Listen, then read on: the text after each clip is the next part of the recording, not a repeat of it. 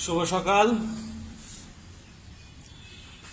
চালাকচর বালিকা উচ্চ বিদ্যালয় অনলাইন ক্লাসের পক্ষ থেকে সবাইকে শারদীয় শুভেচ্ছা ও স্বাগতম।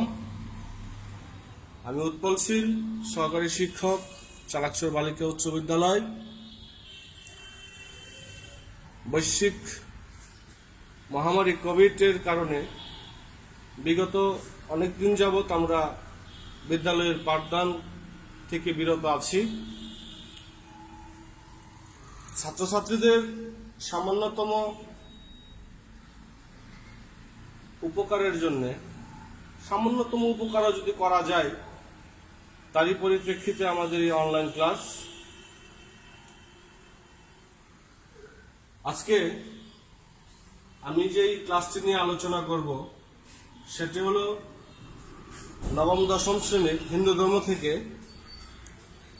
দ্বিতীয় অধ্যায়, অর্থাৎ হিন্দু ধর্মের বিশ্বাস, উৎপত্তি, ক্রমবিকাশ। এর মাঝে মূল আলোচ্য বিষয় হলো আমাদের চতুরাশ্রম। আমরা জানি গভীর বিশ্বাস ও বিভিন্ন আচার অনুষ্ঠানের সমন্বয়ে হিন্দু ধর্ম গঠিত। এই সকল বিশ্বাসের সমন্বয়ে মৌল বিশ্বাস হচ্ছে ঈশ্বরের বিশ্বাস। মানব জীবনকে সুন্দর এবং সার্থক করার জন্য প্রত্যেকটা মানুষেরই ধর্মীয় আচার অনুষ্ঠান পালন করা অনস্বীকার্য।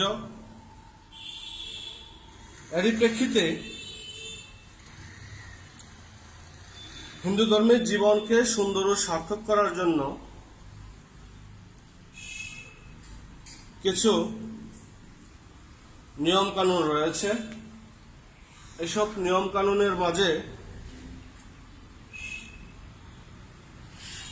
আমাদের মৌলিক বিষয়টা হলো চতুরাশ্রম। একেশ্বরবাদ, অবতারবাদ, একই ঈশ্বরকে বিশ্বাস, মনে প্রাণে বিশ্বাস করা, একই ঈশ্বরকে মনে প্রাণে বিশ্বাস করাই হলো একেশ্বরবাদ।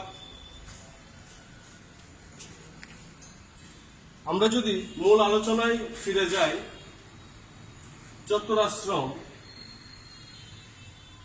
মানব জীবনকে 100 বছর হিসেবে ভাগ করে প্রতি 25 বছরকে এক একটা আশ্রমে ভাগ করা হয়। চতুরাশ্রমের মাঝে আছে ব্রহ্মচর্যাশ্রম, গৃহস্থ আশ্রম, বানপ্রস্থ আশ্রম এবং সর্বশেষ আছে সন্ন্যাস। একটা মানুষ জন্মগ্রহণ করার পর থেকে প্রথম 25 বছরকে বলা হয় ব্রহ্মচর্যাশ্রম। প্রতিটি আশ্রমে নির্দিষ্ট কর্তব্যকর্ম রয়েছে। মানুষের 5 বছর বয়স হলেই তাকে গুরুগৃহে প্রবেশ করতে হয়, 9 বছর বয়স হলে তাকে উপনয়ন করতে হয়, ওখান থেকেই গুরুর নিকট থেকে দীক্ষা গ্রহণ করতে হয় এবং গুরুর তত্ত্বাবধানে পড়াশোনা চালিয়ে যেতে হয়। এটাই মূলত ব্রহ্মচর্য আশ্রম। এই আশ্রম থেকে শিষ্যকে গুরুর নির্দেশে বিভিন্ন শাস্ত্র অধ্যয়ন, আত্মসংযম, পরিশ্রম, কঠোর জীবনযাপনে অভ্যস্ত হতে হয়। এই সময়টা হলো ব্রহ্মচর্যাশ্রম। দ্বিতীয়ত যদি আমরা আসি গৃহস্থ আশ্রমে, গৃহস্থ আশ্রম হলো মানব জীবনের দ্বিতীয় স্তর। 25 থেকে 49 বছর বয়স পর্যন্ত হলো গৃহস্থ আশ্রম। বিবাহের মাধ্যমে সন্তান সন্ততি লাভ, তাদের ভরণ পোষণ, পারিবারিক জীবনের প্রতিদিন 5টি যজ্ঞ কর্মের অনুশীলন করতে হয়। এই 5টি যজ্ঞ হচ্ছে পিতৃযজ্ঞ, দৈবযজ্ঞ, ভূতযজ্ঞ, নৃযজ্ঞ, ঋষিযজ্ঞ।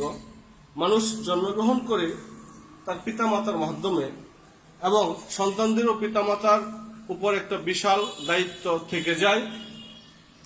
এই কর্তব্য কর্মগুলো করে একজন সন্তান তার পিতৃযজ্ঞ সম্পন্ন করে। এই সময়ে মানুষ জীবনের প্রয়োজনে অনেক দ্রব্যই সমাজের নিকট থেকে সংগ্রহ করতে হয়। মানুষ তার দৈনন্দিন চাহিদা খাদ্য, বস্ত্র, চিকিৎসা ইত্যাদি সমাজের বিভিন্ন লোকের নিকট থেকে পেয়ে থাকে। ব্রহ্মচর্য শেষে মানুষ বিবাহ করে সংসার ধর্ম পালন করে গৃহস্থ আশ্রমের অন্তর্গত হয়। 3 নম্বর হলো বানপ্রস্থ আশ্রম। একটি জীবনের তৃতীয় পর্যায়ে এসে পৌঁছে, অর্থাৎ 50-এর পরে 75 বছর বয়সের আগ পর্যন্ত মানুষের যে জীবন অতিবাহিত করে সেই জীবনটাকে বলা হয় বানপ্রস্থ আশ্রম। সেখানে মানুষ সংসারের দায় দায়িত্ব সন্তানের উপর ন্যস্ত করে নির্জন পরিবেশে অবসর জীবন যাপন করবে। এখানে সংসার জীবনের সঙ্গী স্বামী স্ত্রী সঙ্গেও থাকতে পারবে না, অর্থাৎ স্বামীর সঙ্গে স্ত্রীও থাকতে পারবে না। তাদের জীবন চর্চায় সংযম, ত্যাগ, নির্লোভ আচরণের বিধান থাকবে। বানপ্রস্থে বনে যাওয়ার বিধান থাকলেও সভ্যতার অগ্রগতিতে মানুষ বনবাসী না হয়ে গৃহত্যাগ করে কোনো ধর্মীয় প্রতিষ্ঠানে সেবা, পূজা অর্চনার মাধ্যমে বৈরাগ্যময় জীবন লাভ করতে পারে। এটাই হলো বানপ্রস্থ আশ্রম। মানব জীবনের সেই 4টি স্তরের সর্বশেষ যে অধ্যায়, সর্বশেষ যে স্তর, সেটা হলো সন্ন্যাস। মানুষের মুখ্য লাভ করার কিছু বিভিন্ন পথ খোলা রয়েছে। এই সন্ন্যাস জীবন হলো মানুষের মুখ্য লাভের একটা অন্যতম উপায়। আশ্রম জীবনের 4র্থ পর্যায়ে আসে সন্ন্যাসের কথা। এ সময় 75 থেকে 100 বছর বয়সের মধ্যে জীবন ধারণের শাস্ত্রীয় নির্দেশ রয়েছে। সন্ন্যাস শব্দের অর্থ সম্পূর্ণরূপে ত্যাগ। এই আশ্রমে এসে সন্ন্যাসী একাকী জীবন ধারণ করবেন। এ সময় সন্ন্যাসীদের সঙ্গে তার স্ত্রীও থাকতে পারবেন না। সন্ন্যাসী জাগতিক সকল কর্ম পরিত্যাগ করে কেবল ঈশ্বর চিন্তাতেই মগ্ন থাকবেন। মাত্র দুপুরবেলায় আহারের সামগ্রী লোকালয় থেকে সংগ্রহ করবেন। বাকি দুবেলা দুধ, ফলমূল সংগ্রহ করে স্বল্প পরিমাণে আহার করবেন। আশ্রয়হীন অবস্থায় মন্দিরের দেবালয়ে ক্ষণকালের জন্য আশ্রয় নিতে পারবেন। পোশাক পরিচ্ছদ থাকবে নিতান্ত সাধারণ। অতীত জীবনের স্মৃতি সব পরিহার করে এক মনে ঈশ্বর দেনের চিন্তায় মগ্ন থাকবেন।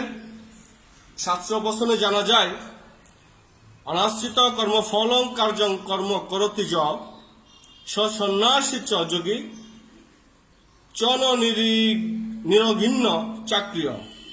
অর্থাৎ কর্মফলের বাসনা না করে যিনি কর্তব্য কর্ম করেন তিনিই সন্ন্যাসী, তিনিই যোগী। শুধু গৃহাদি কর্ম বা শরীর ধারণের উপকরণ সংগ্রহে কর্মত্যাগী সন্ন্যাস নয়। যাক, আমরা সবশেষে আমি সকলকে আবারও আন্তরিক ধন্যবাদ জানিয়ে আজকের মতো এখান থেকেই বিদায় নিচ্ছি। সবাই ভালো থাকবেন। সবাইকে আবারও শারদীয় শুভেচ্ছা।